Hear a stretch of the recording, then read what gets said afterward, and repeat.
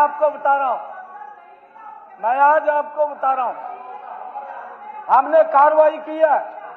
हमने कहा है कि पटवारी की जिम्मेवारी है कि अगर किसी किसान का फसल का खराबा हुआ है तो उसका 100% लिख करके हमें देगा। हमने उसके लेयर भी बनाए हैं माननीय अध्यक्ष जी। अगर 25% है, 50% है या 75 या 100% है, अगर 25% है तो कुछ नहीं मिलता, अगर 50% है तो 20% मिलेगा, 100% है तो 100% मिलेगा, और उसका देने का काम कर रहे हैं। अभी भी हमने इसके बारे में कहा है कि अगर किसी की गलती है वो गलती को अपनी भुगतेगा, उसके खिलाफ कार्रवाई होगी, और जो किसान हमारा बचा है उस तक पहुंचाने का हम काम करेंगे अगर कोई छूटा है। बलराम दान जी, बाकी बैठेंगे, बाकी सब बैठेंगे, विकास आप भी बैठेंगे। बलराम आपकी 1 मिनट केवल बलराम दान जी एक छोटी सप्लीमेंट्री सर, बिल्कुल और मेरे क्वेश्चन को गोलमोल कर दिया गया। नहीं कोई बात नहीं, आप अपनी सप्लीमेंट्री सेशन में भी सर, पिछले सेशन में भी मैंने ये मांग की थी, हमारी गोलमोल नहीं किया गया। एक 23 के 23 गाँव सर आप फिर बाद में दोबारा लास्ट सप्लीमेंट्री है, फिर आप जवाब दे दें। मंत्री जी एक लास्ट सप्लीमेंट्री, मंत्री जी लास्ट सप्लीमेंट्री है, फिर आपको दोबारा बोलना पड़ेगा ना सर। लास्ट सप्लीमेंट्री आपकी शॉर्ट में बोलिए। मैंने मांग की थी स्पेशल कि हमारे इसको जो ये प्राकृतिक आपदा घोषित की जाए, सेंटर से भी इसके लिए मांग की जाए बाढ़ के लिए, लेकिन हरियाणा सरकार ने सिर्फ और सिर्फ अपने यहाँ के लिख के नहीं दिया। पंजाब को और हिमाचल को इस चीज का मुआवजा मिला। चलिए आप अपने प्रश्न की सप्लीमेंट्री अगर है तो पूछो। और अभी बताता हूँ सर। मेरे सर मोखरा गांव बहुत बड़ा गांव है, उसमें 747 किसानों ने सिर्फ 16 को मिला सर। करकड़ा है 201 ने, उसमें किसी को नहीं दिया। खेड़ी में सर एक भी किसान को नहीं मिला। लाखन माजरा एक भी किसान को नहीं मिला सर। मदीना में भी एक भी किसान। ठीक है, आपका कहना है कि जितनों ने भरा इसमें कम मिला है। मैन शहर में सर 1040 लोगों ने। जी मंत्री जी, ठीक है बलराम जी आपकी बात आगे इतना लंबा नहीं, आप सारे का जनरल बोल दो ना। अरे भैया जनरल बोल दो ना, एक एक गांव थोड़ा बोलोगे आप। दे रखा है गांव आगे रिकॉर्ड में, मैं जवाब दे रहा हूँ। हाँ 40 किसानों ने किया सर, और एक को भी नहीं मिला। जी मंत्री जी, तो इन बातों के ऊपर जान करके वो किया जाए सर सारा। इन्होंने जो 23 गांवों की जो लिस्ट दी है, सभी गांवों को री एग्जामिन करा लिया गया है। उसकी रिपोर्ट री एग्जामिन करा लिया गया है। कराने नहीं जा रहे, करा लिया गया है और जल्दी। ठीक है श्री तेजपाल तंवर, अरे उसको री एग्जामिन करा लिया गया है जल्दी। उन लोगों की जो नए आश्वासन के हिसाब से आश्वासन दे रहे हैं भाई, री एग्जामिन करा लिया, और इसके आगे क्या जवाब चाहिए आपको? ठीक है बैठिए आप तेजपाल तंवर।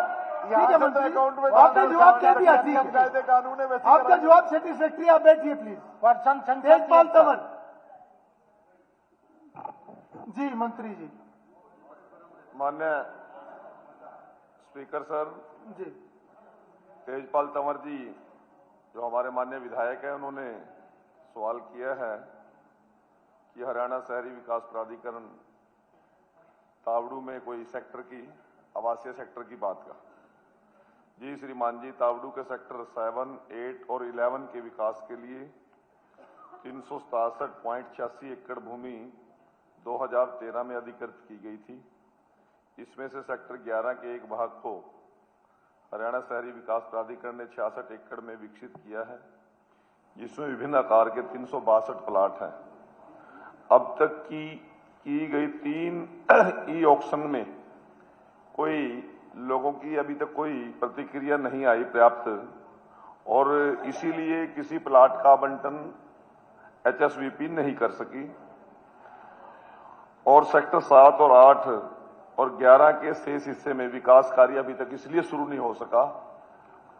अधिकारियों से बात की गई है, एक बार फिर दोबारा वो ई ऑक्शन को शुरुआत करेंगे, जल्दी करेंगे, और यदि प्रतिक्रिया लोगों की ठीक मिलती है, लोग उसमें पार्टिसिपेट करते हैं, तो बाकी डेवलपमेंट भी कर देंगे। तेजपाल। आदरणीय अध्यक्ष महोदय जी, मैं ये कहना चाहता हूं कि सेक्टर अभी तक जो है ना जी ठीक से विकसित नहीं की है। रोड बन जा, लाइट बन जा, तभी तो लोग खरीदेंगे। जब उसको पूरा आदरणीय मंत्री जी से आपके माध्यम से मैं कहना चाहता हूं कि उसमें अगर काम शुरू होगा तो प्लॉट तो बिकेंगे, लोग तो तैयार बैठे लेने के लिए। तो आप थोड़ा उसमें जो है ना उसको रोड बना करके और वो सारा सिस्टम बैठाएंगे। आदरणीय मंत्री जी, कुलदीप जी आप दूसरी सीट से बैठ के बोल रहे हो। मेरे यहाँ अगर आपको बात करनी है बात करके वहां जाके बात। मैं ये कह रहा हूँ हमारे 3 सेक्टर है जी, कम से कम एक का शुरू कर दो, बाकी 2 बाद में बनाते हैं। जी मंत्री जी, मैंने बताया है कि अब जल्दी ही हमारे अधिकारी इसकी ई ऑक्शन पे लेके जाएंगे और संभवतः आज स्थिति ठीक है, वहां पर काम की शुरुआत भी हो जाएगी। एक बारी ई ऑक्शन की ओर हम चले जाएं, मैं ऐसा माननीय विधायक को मैं विश्वास दिलाता हूं। ठीक है जी, धन्यवाद। वेरी वेरी शॉर्ट के माध्यम से मंत्री जी से जानना चाहूंगा कि आखिरी ई ऑक्शन कब करी गई थी और एचएसवीपी में बिना ई ऑक्शन के भी कोई और प्रतिक्रिया है? वो आप अलग से जानकारी मांग लेना, वो इस प्रश्न का हिस्सा नहीं हो सकेगा। नहीं सर, आप जानकारी मांग लेना। जानकारी सर अलग से मांग कितनी ई ऑक्शन कब करी गई थी? क्योंकि 2008 से है सर इसका एक्वायर हुई है जमीन जी। हर महीने ई ऑक्शन के अलावा भी 2 बार करती है। आप अभी कुछ कहना चाहेंगे या बाद में बताना चाहेंगे? बताएं। मैं आपके माध्यम से बताना चाहता हूं कि हमने 3 बार इसके लिए लोगों को ई ऑक्शन पे आमंत्रित किया, लोगों का रिस्पांस ठीक नहीं आ रहा था। अब शीघ्र ही ये 2019 में लास्ट हमने इसको प्लान के अनुसार कर दिया था, परंतु हालात ही ठीक नहीं थे ना। अब फिर दोबारा इसको हमने अधिकारियों को दिशा दी है। ठीक है, श्रीमती रेणु बाला। प्रश्न नंबर 74 मंत्री। नहीं श्रीमान जी, कोई महाविद्यालय विश्वविद्यालय का प्रस्ताव विचाराधीन नहीं है। जब यही प्रस्ताव विचाराधीन नहीं है तो फिर नाम का प्रस्ताव का तो सवाल ही नहीं उठता। जी अध्यक्ष जी, मैंने प्रश्न लगाया था कि ये जिला यमुनानगर में BR अम्बेडकर जी के नाम से विश्वविद्यालय की स्थापना की जाए, क्योंकि ये जनता की मांग भी है।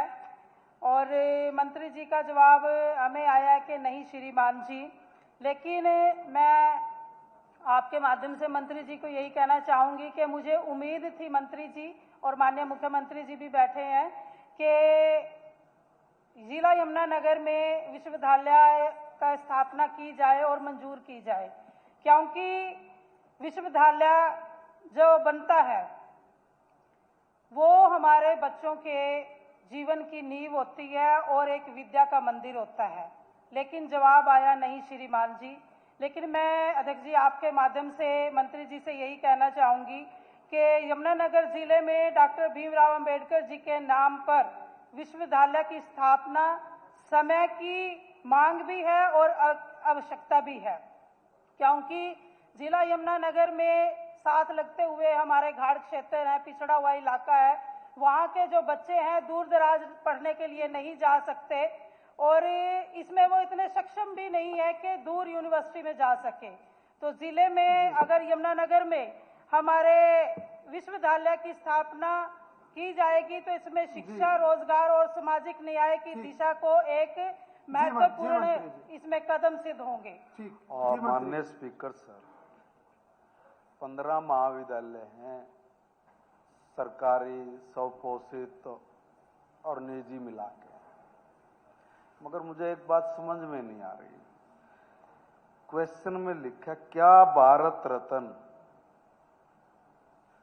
तो भारत रत्न अब बड़ा याद आ रहा है सर। डॉक्टर साहब के नाम से ऑलरेडी मैं ठीक हूं तो मुझे ध्यान में आ रहा, शायद सम्मानित सदस्य ने ये क्वेश्चन पहले भी लगाया है और ये मैंने पहले भी अगर देखो हो सका मैं गलत भी, मगर मुझे कुछ ध्यान आ रहा। मैंने बताया भी था कि भी राई में ऑलरेडी हमारा एक महाविद्यालय विश्वविद्यालय है और वो डॉक्टर जी विश्वविद्यालय और डॉक्टर साहब के नाम से ही है, वो डॉक्टर साहब के नाम से ही है, तो इसलिए दूसरे का तो सवाल ही नहीं बनता। मैं ये कह रहा हूं कि अब देर आए दुरुस्त आए, बाबा साहब के साथ भारत रत्न लिखने का अवसर। जय हो अटल जी, आपने बड़ा बड़ा उपकार किया था। श्री सुनील सतपाल सागवान, आजादी के 70-60 साल बाद सर भारत रत्न का उनको जो उपाधि दी। क्वेश्चन नंबर 75 देखिए नामकरण सेकेंडरी बात होती है। आप सबसे पहले पूछना होता है कि ये संस्थान बन सकता है कि नहीं। उनका अपमान किया आप लोगों ने। भारत रत्न हमने दिया, ठीक है, मंत्री अटल जी की सरकार ने दिया। आप भारत रत्न लिख वो रहे हैं। कोई विषय नहीं आप है, भारत वो रत्न विषय नहीं है अभी की बहुत चर्चा बड़ी का। बात है, दे रहा है गुरु जी ठीक है, वो अभी की चर्चा का विषय नहीं है। वो संस्थान बनेगा कि नहीं वो विषय है, नामकरण विषय नहीं है। ठीक है मंत्री सुनील सतपाल सागवान जी। मंत्री जी, अध्यक्ष महोदय जी अध्यक्ष महोदय, ये डिस्टर्ब कर रहे हैं। बैठिए प्लीज, बैठिए। का टाइम है, खराब कर रहे हैं। अरे ठीक है, वो यहाँ का विषय नहीं है ना भाई, अभी की चर्चा का विषय नहीं है। संस्थान बनेगा कि नहीं वो विषय है। प्लीज बैठिए आप।